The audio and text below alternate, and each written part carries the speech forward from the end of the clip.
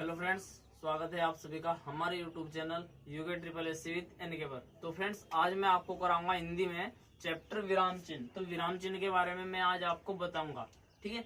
इससे पहले मैं आपको बता दूं, जो मैंने ये चैनल बनाया है इसमें सिर्फ मैं आपको उत्तराखंड से संबंधित ही प्रिपेयरिंग के लिए बताऊंगा। जैसे मेरा जो मेन फोकस इसमें रहेगा उत्तराखंड और हिंदी मेन फोकस रहेगा। इसके अलावा मैं अदर भी सब्जेक्ट यहाँ पे आपको कराऊंगा, ठीक है। तो मैं आपको इसमें जो है विराम चिन्ह में आपको बता दूं, विराम चिन्ह में जो अर्थ होता है, विराम चिन्ह का क्या अर्थ होता है। जैसा आपको पता होगा, आपने पढ़ा भी होगा कई बार कि विराम का अर्थ होता है ठहराव या रुकना। ठहराव या रुकना, जैसे हम बीच में अपना काम करते समय भी बीच बीच में रुकते रहते हैं, तो विराम का अर्थ वही है कि काम करते समय भी बीच बीच में रुक जाना है। तो वही क्या है, यहाँ पे विराम चिन्ह कहे गए हैं। तो आप वीडियो को लास्ट तक जरूर देख, क्योंकि विराम चिन्ह कितने बताए गए हैं, विराम चिन्ह जो बताए गए हैं, विराम चिन्ह कितने मतलब इनकी संख्या कितनी होती है यहाँ पर 20। तो विराम चिन्हों की संख्या कितनी होती है यहाँ पे 20। और 20 में से शायद आज आपके 5 ही हो पाए, 5 या 7 ही विराम चिन्ह हो पाए, क्योंकि मैं आपको बहुत डीपली से ये लेकर चलूंगा। क्योंकि अल्प विराम जो है,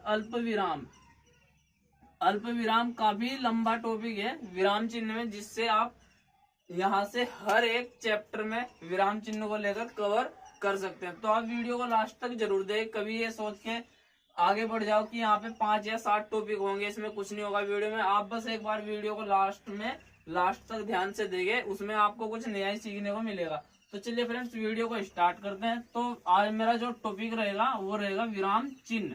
तो विराम चिन्ह में जो हमारे पास रहते हैं, विराम का क्या अर्थ होता है। विराम का अर्थ होता है यहाँ पे ठहराव या रुकना। ठहराव बोल सकते हो या रुकना, ठहराव या रुकना क्या होता है विराम का अर्थ। विराम का अर्थ क्या होता है, ठहराव या रुकना विराम का अर्थ होता है। फिर इसमें मैंने भी आपको कहा कि जिस तरीके से हम काम करते हैं, काम करते समय बीच बीच में रुक जाना, उसे हम क्या कहते हैं, रुक जाना। फिर उसे आगे करना। तो काम के करने और ना करने में जब हम बीच बीच में रुकते हैं, तो वही हमारे पास क्या होता है, विराम कहलाता है। उसे हम क्या कहते हैं, ठहराव या रुकना बोलते हैं। जैसे मैंने आपको बताया अभी, इनकी संख्या टोटल जो संख्या होती है वो हमारी कितनी होती है, इनकी संख्या होती है हमारे पास 20, ठीक है। तो इनका मैं आपको बता दूं, विराम चिन्ह तभी आपके समझ में आएंगे जब आप काफी अच्छी तरीके से कोई यहाँ पे इस वीडियो में लास्ट तक बने रहेंगे। तो चलिए, इसमें क्या होता है, हमारा जो पहला विराम चिन्ह होगा, पहला विराम चिन्ह सभी को पता होगा कि पहला विराम चिन्ह क्या होता है। हमारा पहला विराम चिन्ह होगा हमारा अल्प विराम। पहला विराम चिन्ह कौन सा होगा हमारा, अल्प विराम। तो अल्प विराम का चिन्ह किस तरीके से होता है आपको पता होगा। अल्प विराम का जो साइन होता है, अल्प विराम का जो साइन होता है किस तरीके से होता है, अल्प विराम होता है हमारा बिल्कुल इस तरीके से। तो अल्प विराम का जो साइन है इस तरीके से होता है। तो आज मैं क्या करूंगा, यहाँ पे अल्प विराम के बारे में आपको टोटल जितने भी इसके फैक्ट है वो आपको यहाँ पे क्लियर कराकर चलूंगा। तो इसमें वीडियो में ज्यादा लंबी वीडियो नहीं बनाऊंगा मैं, क्योंकि बच्चे भी बोर हो जाते हैं यहाँ पे, जो जितने भी छात्र हैं यहाँ पे जो देखते हैं वो भी यहाँ पर बोर हो जाते हैं। फिर यहाँ पे सेकंड है अर्धविराम। अर्धविराम, तो अर्धविराम के चिन्ह में क्या होता है, अर्धविराम हमारे पास क्या है, अल्प विराम है। अल्प विराम हमने यहाँ पे लगा दे, इसके ऊपर हल्का सा डॉट लगा दो, तो वही क्या बन जाता है, हमारा अर्धविराम बन जाता है, ठीक है। अर्धविराम का चिन्ह हमारे पास वो है। फिर आपके पास आएगा थर्ड हमारा क्या होता है, पूर्ण विराम। क्या होता है हमारा, पूर्ण विराम। तो पूर्ण विराम का चिन्ह किस तरीके से होता है हमारा, इस तरीके से पूर्ण विराम का चिन्ह हमारा बनता है। किस तरीके से बनता है, जब हम किसी भी लाइन का किसी भी सेंटेंस को पूरा कर लेते हैं, तो वहां पर ही पूर्ण विराम का यूज करते हैं। वो मैं आपको बाद में इनके बारे में अभी बताऊंगा। 5 बता दूं मैं आपको, 5 के बाद में आपको इन पांचों के बारे में आपको यहाँ पे क्लियर करा दूंगा। फिर आएगा हमारा विस्मयादि बोधक चिन्ह। विस्मयादि बोधक, विस्मयादि बोधक। तो विस्मयादि बोधक चिन्ह, विस्मयादि बोधक चिन्ह में क्या होता है हमारा, ये हमारा क्या है, पूर्ण विराम। पूर्ण विराम के नीचे हल्का सा डॉट लगा दो तो ये क्या बनेगा, विस्मयादि बोधक चिन्ह हमारा बन जाएगा। फिर लास्ट में मैं आपको बताऊंगा पांचवा क्या होगा, पांचवा होगा हमारा प्रसन्नवाचक चिन्ह। क्या होगा, प्रसन्नवाचक। तो प्रसन्नवाचक चिन्ह में क्या होता है हमारा, जहां पर कोई व्यक्ति प्रश्न पूछे, किसी भी बात से हमें ऐसा लगे जहां पर हमसे कोई प्रश्न पूछ रहा है तो वहां पे प्रश्नवाचक चिन्ह आएगा। तो इन 5 टॉपिक के बारे में मैं आपको यहाँ पे बता दूं, बाकी जो रहेगा वो भी मैं आपको यहाँ पे क्लियर करा दूंगा। तो 5 टॉपिक के बारे में जो मैं आपको यहाँ पे बताऊंगा, अल्प विराम। तो अल्प विराम के बारे में मैं ही आपको यहाँ पर अभी बताने वाला हूँ, ठीक है। तो जो अल्प विराम है, अल्प विराम के बारे में आपको मैं यहाँ पे बताऊंगा। तो जो सभी को पता होगा कि अल्प विराम का क्या अर्थ होता है। अल्प का क्या होता है कि थोड़ा सा, जैसे कि हम किसी का नाम बोलते हैं और नाम बोलते समय 2-4 नाम है, 2 नाम है, 3 नाम है, उन्हीं के बीच में हमें क्या करना है, इस साइन का प्रयोग करना होता है। जैसे कि मैं आपको बोल दूं यहाँ पर कि राम, श्याम, सीता, गीता। तो ये क्या हो रहा है, यहाँ पे इस अल्प विराम का साइन का प्रयोग यहाँ पे हो रहा है। तो इस तरीके से मैं आपको इसके 15 फैक्ट हैं। कितने फैक्ट है, लगभग अल्प विराम के 15 फैक्ट है। तो वो आपको 15 के 15 फैक्ट मैं आपको यहाँ पे कराऊंगा। अल्प विराम के 12 से 15 यहाँ पर फैक्ट होते हैं। तो 12 से 15 तक फैक्ट मैं आपको यहाँ पे कराऊंगा, ठीक है। तो हमारा क्या चल रहा है टॉपिक, विराम चिन्ह। तो जो इसमें अल्प विराम, इस साइन को लेंगे। अब अल्प विराम, जो अल्प विराम है, अल्प विराम क्या होता है, सर्वाधिक प्रयुक्त होने वाला। आपको सब कुछ मैं लिख कर बताऊंगा यहाँ पे, आप जो भी यहाँ पे अपनी नोटबुक में उतारोगे, आप बोर्ड से देख के यहाँ पे उतार लेना, ठीक है। तो सर्वाधिक प्रयुक्त होने वाला, सर्वाधिक प्रयुक्त होने वाला। तो सर्वाधिक प्रयुक्त होने वाला चिन्ह क्या होता है, हमारा अल्प विराम होता है। तो यहाँ से आपको पर्सन भी निकलवा कर चलूंगा, पर्सन आ जाए कि सर्वाधिक प्रयुक्त होने वाला चिन्ह कौन सा है। तो सर्वाधिक प्रयुक्त होने वाला चिन्ह कौन सा है, हमारा अल्प विराम। कभी कभी पर्सन ये भी पूछ ले जाते हैं अधिकतर कि निम्न में से बताइए कि अल्प विराम का चिन्ह कौन सा है, या विस्मयादि बोधक चिन्ह कौन सा है, त्रुटि पद कौन सा है। यहाँ पे काफी सारे जो चिन्ह है इस तरीके से पूछ लिया जाते हैं, ठीक है। फिर यहाँ पे सर्वाधिक प्रयुक्त होने वाला हो गया। फिर इसमें आता है कि थोड़ी देर के लिए रुकना, थोड़ी देर के लिए रुकना। जैसे कि हम काम करते हैं तो काम करते करते बीच में रुक गए और फिर आगे बढ़ गए, तो वही क्या है, यहाँ पे थोड़ी देर के लिए रुकना। मतलब विराम का मतलब यहाँ पे अल्प विराम का मतलब थोड़ी देर के लिए रुकना। बस जैसे कि हमने नाम लिया राम, तो यहाँ पे हम रुक गए। फिर हमने कहा श्याम, फिर यहाँ पे भी हम रुक गए। इस तरीके से राम, श्याम, सीता, गीता, इस तरीके से मोहन। तो ये हमारे क्या होंगे, अल्प विराम के कुछ फैक्ट होंगे। तो हमारा जो इसमें पहला फैक्ट रहेगा, मैं आपको बता दूं कि जो पहला रहेगा वो क्या रहेगा, शब्दों की पुनरावृत्ति।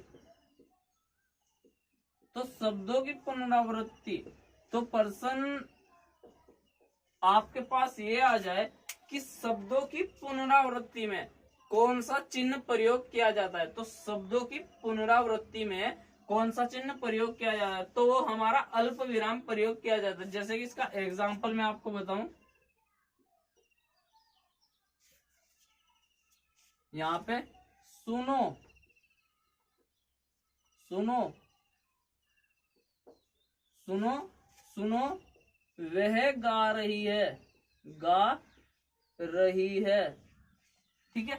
सुनो, सुनो, वह गा रही है, क्योंकि यहाँ पे पुनरावृत्ति, पुनरावृत्ति का मतलब एक शब्द को 2 बार बोल दिया, 2 से अधिक बार बोल दिया, तो शब्दों की पुनरावृत्ति हो गई। यहाँ पे किन को लेकर, सुनो, सुनो, उसने 2 बार बोल दिया। और आपको यहाँ पे मैं बता दूं कि सर्वाधिक प्रयुक्त होने वाला शब्द कौन सा है, हमारा अल्प विराम, थोड़ी देर के लिए रुकना। यहाँ पे इसके एग्जाम्पल में मैं आपको बताऊं, जैसे कि राम, श्याम, मोहन, सोहन, इस तरीके से क्या है हमारे ये होते हैं इस तरीके से थोड़ी देर के लिए हम क्या है, इनके नाम बोलते समय यहाँ पर रुक रहे हैं। फिर इसके बाद में बात करूं, वहां से यहाँ आ जाओ आप कि शब्दों की पुनरावृत्ति, जहां पर शब्द की पुनरावृत्ति बार बार हो रही हो, वहां पर हम कौन सा चिन्ह लगाते हैं, अल्प विराम चिन्ह लगाएंगे। जैसे कि सुनो सुनो वह गा रही है, तो सुनो सुनो कौन कैसा हो गया है, पुनरावृत्ति शब्द होगा, मतलब दोबारा रिपीट यहाँ पे हो रहा है। फिर इसी तरीके से आपने यहाँ पे देखा, आपको मैं बोल दूं नहीं नहीं नहीं नहीं ऐसा मत करो, क्या होगा यहाँ पे, जैसे कि अगला एग्जाम्पल इसमें मैं आपको बताऊं, नहीं नहीं ऐसा मत करो, ऐसा मत करो, या ऐसा नहीं हो सकता। पर तो आप जो टेंस है, टेंस तो आप कुछ भी बना सकते हो, अपनी भी लैंग्वेज में काफी टेंस बना सकते हो आप। तो सुनो सुनो वह गा रही है, नहीं नहीं ऐसा मत नहीं हो सकता। तो यहाँ पे क्या शब्दों की पुनरावृत्ति यहाँ पर बार बार हो रही है, तो वही हमारे वहां पे कौन सा चिन्ह आएगा, अल्प विराम चिन्ह आएगा। तो प्रश्न आपके पास पूछ लिया जाता है कि बताइए कि शब्दों की पुनरावृत्ति में निम्न में से कौन सा चिन्ह प्रयोग किया जाता है, तो कौन सा किया जाता है, अल्प विराम चिन्ह प्रयोग किया जाता है। ठीक है, फिर इसके बाद में सेकंड कराऊंगा आपको, इसके टोटल जितने भी हैं हमारे पास 12 फैक्ट है अल्प विराम के। कितने फैक्ट हैं, अल्प विराम के 12 फैक्ट है हमारे पास, जो मैं आपको इस वीडियो में कवर कराऊंगा। इसीलिए इस वीडियो में आज हमारे पास 20 हैं और 20 के 20 हमारे पास एक वीडियो में मैं आपको कवर नहीं करा सकता, क्योंकि वीडियो काफी लंबी हो जाएगी। ठीक है, तो इसलिए मैं इसके विराम चिन्ह के भी 2 पार्ट यहाँ पे बनाऊंगा। फिर मेरा जो सेकंड इसमें रहेगा, पहला कौन सा था, शब्दों की पुनरावृत्ति। अब मेरा कौन सा रहेगा यहाँ पर, वाक्यांशों के बीच, वाक्यांशों के बीच। वाक्यांशों के बीच में क्या होता है, अल्प विराम लगता है। वाक्यांशों के बीच में क्या लगता है, यहाँ पे अल्प विराम लगता है। तो मैं आपको यहाँ पे बताऊं वाक्यांशों के बीच किस तरीके से, आपको एग्जांपल में आपको बताऊं, क्रोध चाहे जैसा भी हो, एग्जांपल में मैं आपको बता रहा हूं कि क्रोध चाहे जैसा भी हो, क्रोध चाहे जैसा भी हो, जैसा भी हो। लेकिन यहाँ पे क्या रुकना, यहाँ पे क्या हम इतनी लाइन को पढ़कर यहाँ पे आप बोलकर रुक गए कि क्रोध चाहे जैसा भी हो इंसान को बर्बाद कर ही देता है, तो यहाँ पे हम रुक गए। तो मैंने यहाँ पे क्या लगा, अल्प विराम लगाया। तो इंसान को बर्बाद, इंसान को बर्बाद कर ही देता है, कर ही देता है। तो आपको ये भी समझ में आ गया कि वाक्यांशों के बीच कोई भी टेंस हो तो वहां पे क्या, क्रोध चाहे जैसा भी हो, जब हम वहां पे किसी लाइन को बोलकर शब्द पूरा ना हो फिर भी उसके आगे बढ़ते हैं, तो वहां पे कौन सा शब्द लगाते हैं, कौन सा चिन्ह लगाएंगे, वहां पे अल्प विराम चिन्ह लगाएंगे। ठीक है, तो ये हमारा चल कौन सा रहा है, अल्प विराम चल रहा है। ठीक है, तो अल्प विराम हमारे पास जो है, अल्प विराम फिलहाल जो चल रहा है। तो फिर वाक्यांशों के बीच में प्रश्न आपके पास है कि बताइए कि वाक्यांशों के बीच में निम्न में से हम कौन सा साइन या कौन से चिन्ह का प्रयोग करते हैं, तो किस चिन्ह का प्रयोग करते हैं हम, अल्प विराम का यहाँ पे प्रयोग करते हैं। फिर जो थर्ड है, थर्ड में आपको यहाँ पे बताऊंगा, थर्ड थर्ड थर्ड में हम क्या करते हैं, पर, किंतु, परंतु, इसलिए, पर, किंतु, परंतु, इसलिए, तथापि, आदि अवयवों या अवयवों के पहले, के पहले।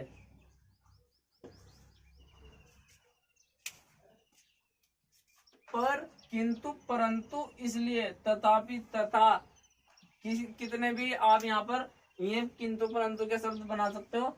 अवयवों से पहले या अवयवों के पहले यहाँ पे क्या होगा हमारे पास, जैसे कि मैं आपको एग्जांपल में बताऊं, मैं कल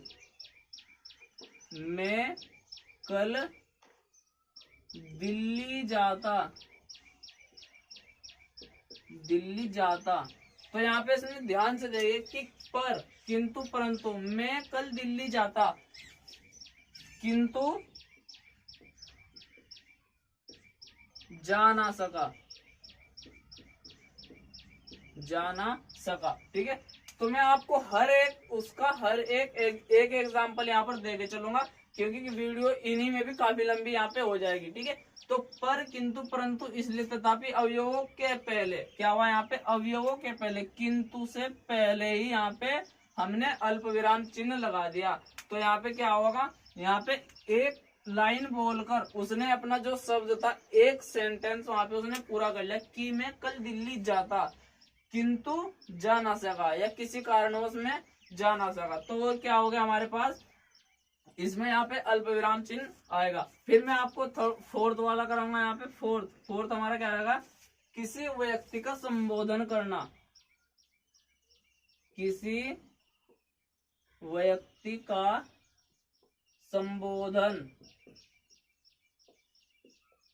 तो किसी व्यक्ति का संबोधन जब हम करते हैं, पर्सन आपके पास ये भी आ जाए कि बताइए कि जब हम किसी व्यक्ति का संबोधन करते हैं, किसी व्यक्ति का संबोधन करते समय निम्न में से किस चिन्ह का प्रयोग किया जाता है। तो किस चिन्ह का प्रयोग किया जाता है, अल्प विराम चिन्ह का प्रयोग किया जाता है, ठीक है। तो यहाँ पे जो एग्जाम्पल में मैं आपको बताऊं, एग्जाम्पल में है कि राम अल्प विराम, कि हम क्या करें, व्यक्ति का संबोधन करें कि राम अब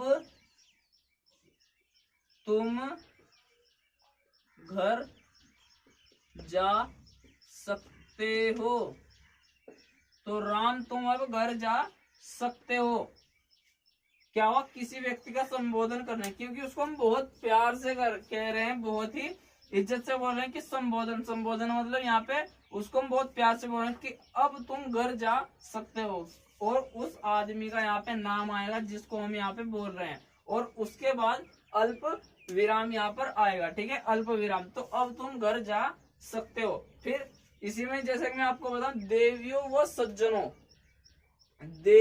सज्जनों, वहां पे क्या व्यक्ति है तो है देवियों और सज्जनों, देवियों और सज्जनों याद रखें। और यहाँ पर ध्यान रखना कि देवियों और सज्जनों के बाद भी अल्प विराम आएगा, और याद रखें क्यों, इसके बाद भी यहाँ पर याद रखे, तो यहाँ पर भी एक अल्प विराम आएगा, क्योंकि याद रखे एक अपने आप में भी एक पूरा सेंटेंस यहाँ पर हो रहा है, तो इसीलिए अल्प विराम यहाँ पर भी लगा, ठीक है। तो यहाँ पर क्या आएगा, देवियों और सज्जनों याद रखें देश पर संकट छाया हुआ है, क्या है, देश पर संकट छाया हुआ है। तो इस तरीके से हमें ये अल्प विराम आपको मैं क्लियर करा दूंगा। फिर इसके बाद मैं फोर्थ करा दिया, अब कराऊंगा मैं आपको यहाँ पर फिफ्थ।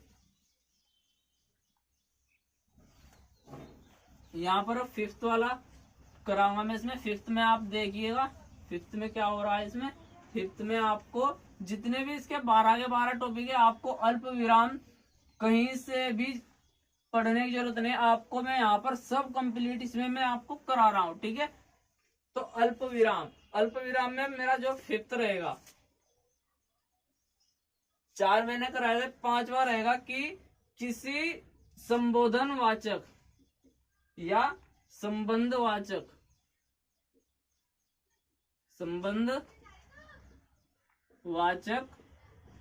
सर्वनाम में। तो जो होता है हमारा, जो अल्प विराम का हम प्रयोग करते हैं, अल्प विराम का जो प्रयोग करते हैं, तो हम संबंधवाचक सर्वनाम में भी अल्प विराम का प्रयोग करते हैं। क्या करते हैं, संबंधवाचक सर्वनाम में भी हम क्या करते हैं, अल्प विराम का प्रयोग करते हैं। तो अल्प विराम संबंधवाचक में किस तरीके से करेंगे हम, कि जैसे मैं आपको यहाँ पे लिखा दूं कि मेरा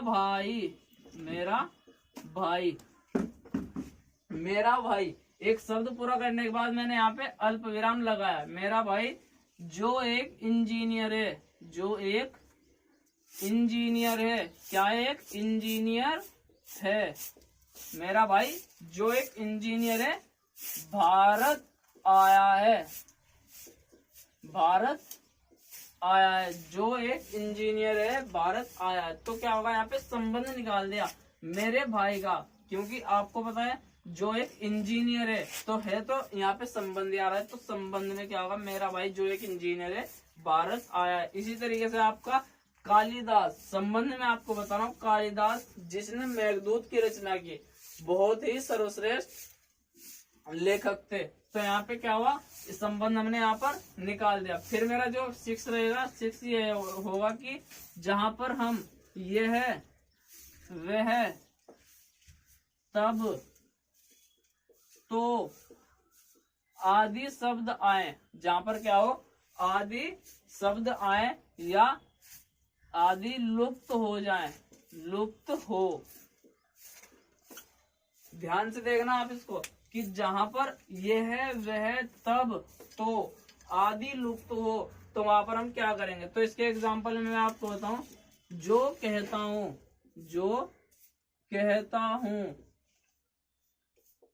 जो कहता हूं, यहां पर मैंने अपना एक टेंस पूरा कर दिया। जो कहता हूं, तो कहता हूं के बाद मैंने यहाँ पर एक अल्प विराम लगा दिया, क्योंकि जो कहता हूं एक टेंस पूरा हो गया यहाँ पे। फिर इसके बाद कान लगाकर सुनो, कान लगाकर सुनो, कान लगाकर सुनो। जो कहता हूं कान लगाकर सुनो, मतलब क्या है, जो कहता हूं वह, यहाँ पर क्या आएगा, वह। तो यहाँ पर क्या लुप्त हो गया, यहाँ पर वह लुप्त हो गया, क्योंकि इसने आई यह वह तब तो आदि लुप्त हो जाए। जो कहता हूं कान लगाकर सुनो, तो वह कान लगाकर सुनो। तो आपका जो ये है, इसका एग्जाम्पल ये कंप्लीट हो गया। तो इसमें जो आपका रहेगा वह आ जाएगा, ठीक है। फिर इसमें मैं आपको एक और बता दूं कि कहना था सो कह दिया, कहना था सो कह दिया, सो कह दिया। तुम जानो, तुम जानो। कहने का मतलब ये हमारा सेकंड एग्जाम्पल है इसका, कहना था सो कह दिया, अब तुम जानो। यहाँ पे क्या है, अब, यहाँ पे हम क्या लिख देंगे, अब, ठीक है। तो आदि मैंने आपको यहाँ पे लिखवाया, आदि का आदि में क्या आएगा यहाँ पे, अब तुम जानो। जो मुझे कहना था वो मैंने कह दिया, अब अपने आप तुम देखो, ठीक है। तो इस तरीके से हमारा क्या संबंधवाचक सर्वनाम यहाँ पर हो गया। फिर संबंधवाचक के बाद मैं आपको इसमें आगे कराऊंगा।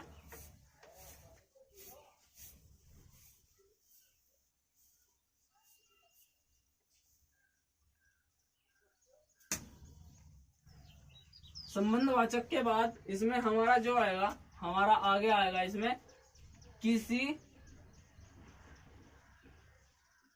उद्धरण, किसी उद्धरण उक्ति, उद्धरण उक्ति या कथन, कथन से पूर्व। तो किसी उद्धरण उक्ति या कथन से पूर्व जो होता है हमारा अल्प विराम आता है। जैसे कि मैं आपको कहूं यहाँ पे एग्जाम्पल में मैं आपको बताऊं कि गांधी जी ने कहा, क्या कहा, गांधी जी ने कहा, गांधी जी ने कहा। तो गांधी जी ने कहा, अपना एक टेंस पूरा कर लिया। यहाँ पे आ गया हमारा अल्प विराम। गांधी जी ने कहा करो या मरो, करो या मरो, ठीक है। तो गांधी जी ने कहा करो या मरो।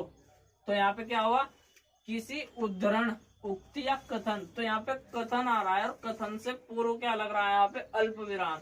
और कथन किसका था, महात्मा गांधी जी का ये कथन था, ठीक है। तो यहाँ पे अल्प विराम का साइन आप यहाँ पे देख रहे होंगे, तो अल्प विराम का ये साइन यहाँ पर लग गया। तो उद्धरण उक्ति या कथन से पूर्व आ जाए तो वहां पर भी अल्प विराम लगेगा। कहाँ पर, कथन से पहले लगेगा, ना कि कथन के बाद, ठीक है।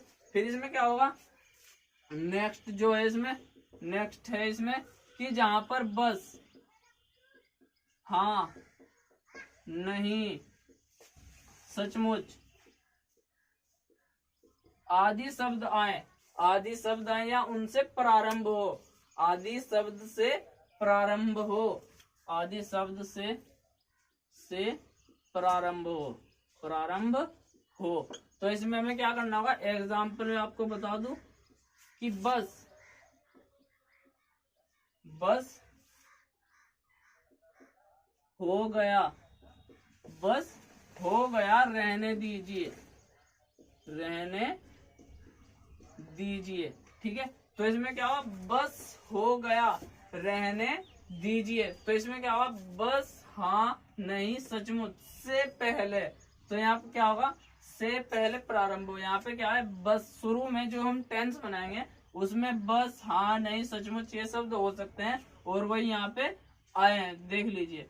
तो बस हो गया रहने दीजिए, तो ये हमारा सेंटेंस यहाँ पे कंप्लीट हो गया। फिर इसके बाद नेक्स्ट होगा कि वस्तुतः वे पागल है, कि या फिर हम बोल सकते हैं सचमुच वे पागल है, या फिर मैं कहूँ नहीं ऐसा नहीं है। ठीक है, इस तरीके से हमारे ये सेंटेंस बनते रहेंगे। फिर हमारा नेक्स्ट रहेगा इसमें, नेक्स्ट इसमें रहा पर्यायवाची के बीच, पर्यायवाची के बीच, पर्यायवाची शब्दों के बीच जो होते हैं। तो पर्यायवाची शब्दों के बीच कौन से चिन्ह आते हैं, अल्प विराम चिन्ह पर्यायवाची शब्दों के बीच यहाँ पे आते हैं। जैसे कि मैं आपसे यहाँ पे अभी बोल दूं, पर्सन भी आपके पास ये आ जाए कि बताइए कि पर्यायवाची शब्दों के मध्य में कौन से चिन्ह लगते हैं, तो कौन से चिन्ह लगते हैं, अल्प विराम। जैसे इसके एग्जाम्पल में मैं लिख दूं पर्यायवाची अश्व, घोड़ा, घोतक, घोतक। तो इसके क्या है, घोतक के बाद तुरंग, तुरंग वाजी। तो क्या है, एक पर्यायवाची शब्द के बीच में काफी हम क्या लगा रहे हैं यहाँ पे, अल्प विराम चिन्ह लगा। तो पर्यायवाची शब्दों के बीच में भी अल्प विराम चिन्ह यहाँ पर लगता है। फिर हमारा नेक्स्ट रहेगा इसमें, नेक्स्ट रहेगा कि तारीख, तारीख को सन से अलग करने के लिए, अलग करने के लिए, अलग करने के लिए। तो आपके पास पर्सन ये आ जाए कि तारीख को सन से अलग करने के लिए किस चिन्ह का प्रयोग किया जाता है। तो तारीख को सन से अलग करने के लिए अल्प विराम चिन्ह का ही प्रयोग किया जाता है। जैसे कि मैं यहाँ पर लिख दो कि 15 अगस्त और अल्प विराम 1947।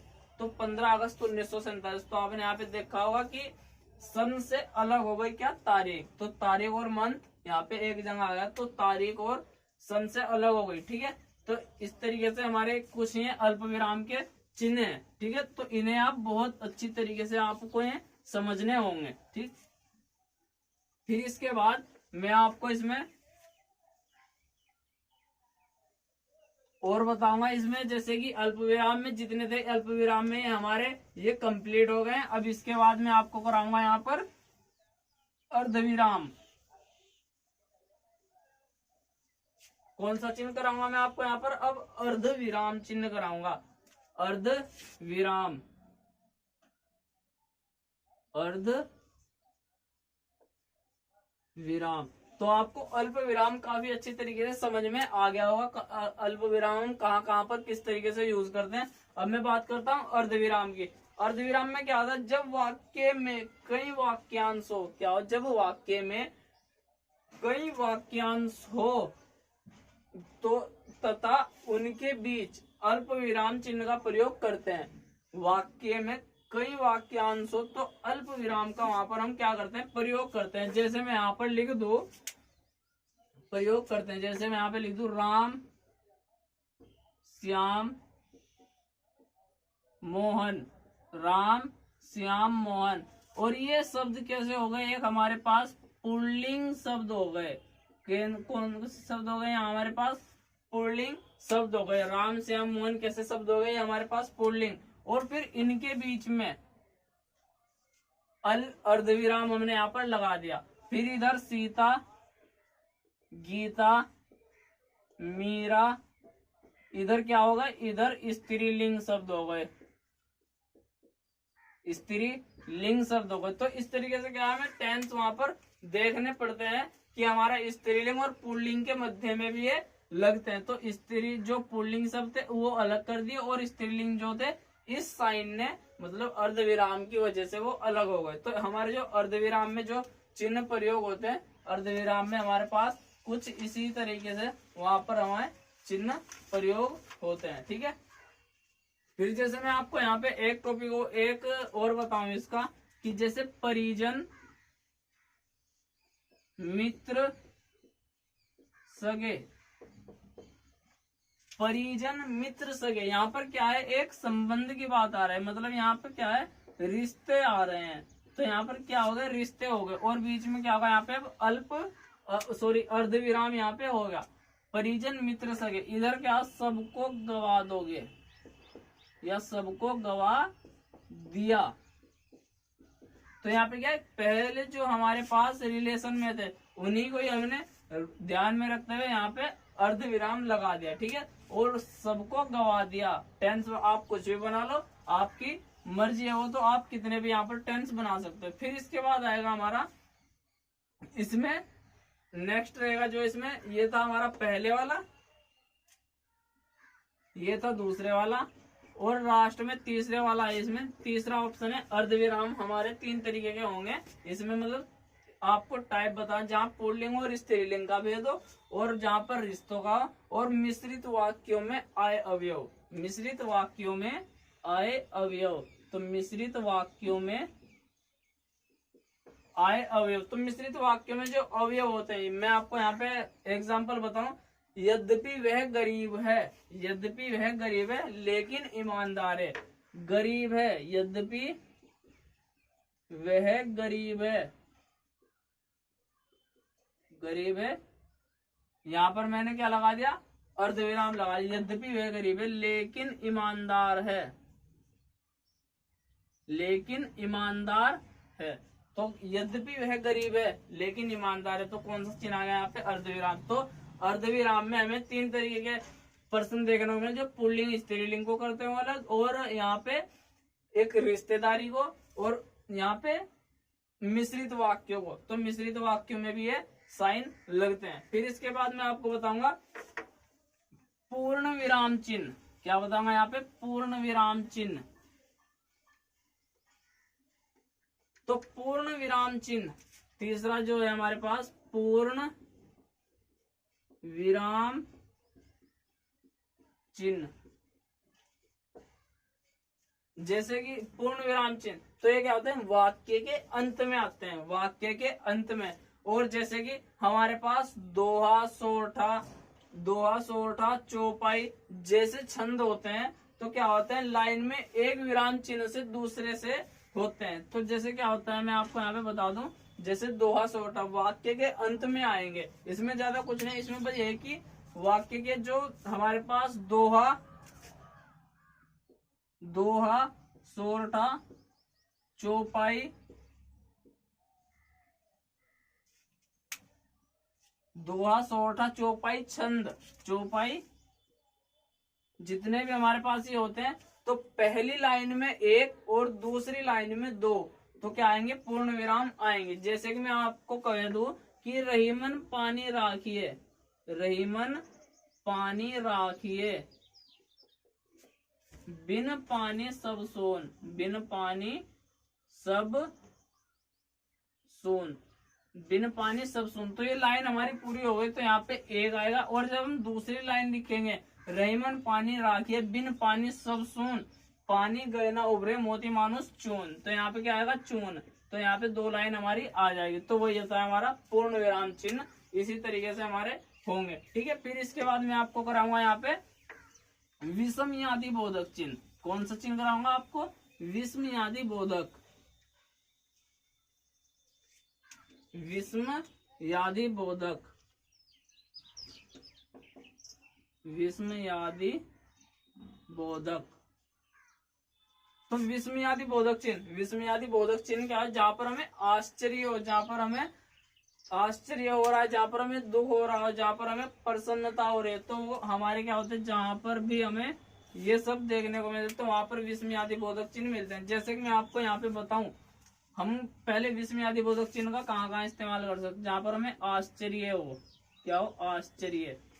फिर विस्मय हो, ये कैसे हो गया, ठीक, जहां पर हमें प्रसन्नता और दुखी भी हो, प्रसन्नता भी हो, वहां पे हमें खुशी भी हो, और हम साथ में हम क्या हो, वहां पे दुख भी हो, तो वहां पर इनके बीच में क्या आता है, हमारा विषमयादि बोधक चिन्ह आएगा। जैसे कि आपको एक एग्जांपल मैं आपको बताऊं, अरे, और इसका जो चिन्ह होता है विस्मयादि बोधक का ये चिन्ह होता है। ठीक है, विस्मयादि बोधक का जो चिन्ह होगा वो इस तरीके का चिन्ह होता है। तो अरे कितना बड़ा किला है, किला है, तो यहाँ पर हमने क्या लगा दिया, विस्मयादि बोधक चिन्ह लगा। अरे कितना बड़ा किला, तो विस्मयादि बोधक चिन्ह लगा दिया। तुम्हारी जीत होकर रही, तुम्हारी जीत होकर रही, शाबाश। जो इसमें सेकंड है, तुम्हारी जीत, तुम्हारी जीत होकर रही, शाबाश। और बाद में हमने क्या लगाया, विस्मयादि बोधक चिन्ह यहाँ पे लगा दिया। अब मैं बात करता हूँ प्रश्नवाचक चिन्ह की, तो आपको ये भी समझ में यहाँ पे आ गया होगा। लास्ट है प्रश्नवाचक चिन्ह, और इसके जितने भी अभी मैंने आपको कितने कराए हैं, 5, और 5 में जो है इस तरीके के 10 और रह रहे हैं। 10 कराने हैं मुझे इस तरीके से, बहुत ही डिटेल से, और जो 10 जो है वे डिटेल पूर्वक होंगे क्योंकि उन्हीं के बारे में आता है। और जो बाकी के 5 है वो आपको मैं कल आपको टोटल जितने भी 15 के 15 है अगले नेक्स्ट वीडियो में आपको कंप्लीट यहाँ पे करा दूंगा। ठीक है, अब मैं बात करता हूँ प्रश्नवाचक चिन्ह के। प्रश्नवाचक चिन्ह,